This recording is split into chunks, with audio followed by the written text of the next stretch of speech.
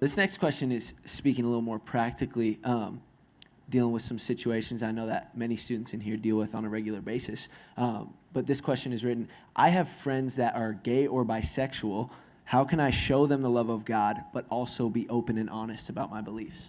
Okay, good question. And it's a tough one these days. There's a lot of this difficulty that Christians face. First of all, you can show your friends the love of God without mentioning sexuality at all. That's good. Okay, here's my thing. These are people, right? Yeah. What their physical attraction to another person is what any person's physical attraction to another person is one very small part of who they are as an individual. They have parents and relationships that are non-sexual, that they care about. They have worries about classes and tests that press on them the way worries about classes and tests press on you.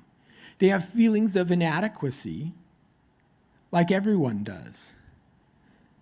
And it's strange that many people who come from the LGBT community make this their defining characteristic. And my first response is, I believe all human beings are made in the image of God.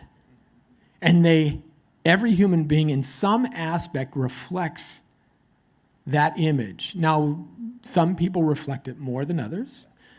Some people try to bury that more than others.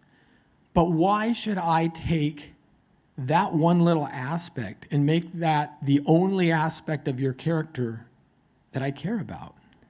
That doesn't make sense to me.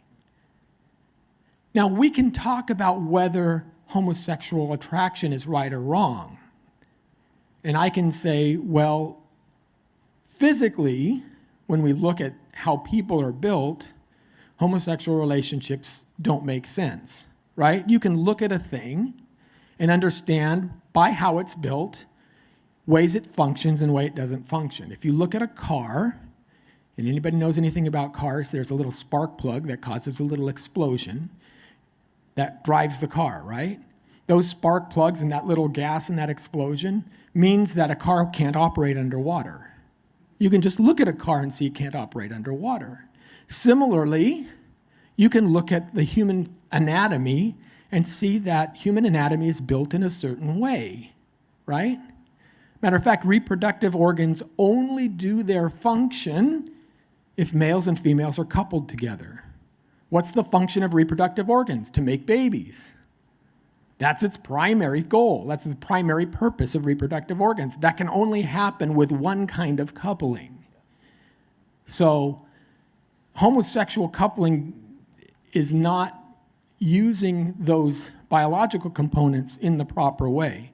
But again, if you're asking how do I reach my friend who identifies in such a manner, my first response would be, tell them that as a person, I love you, I care about you, let's talk about some of these other issues.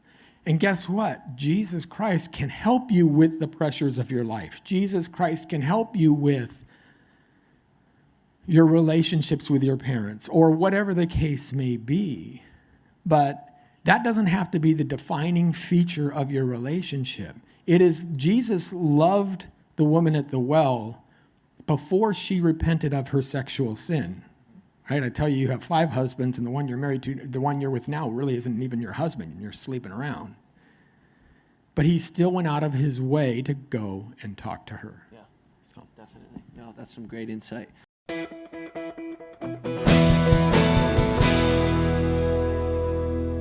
Thank you for watching this Come Reason video. I hope you enjoyed it. If you'd like to see more videos like these, consider subscribing to our Come Reason YouTube channel by clicking on the subscribe button. And you can follow us on social media.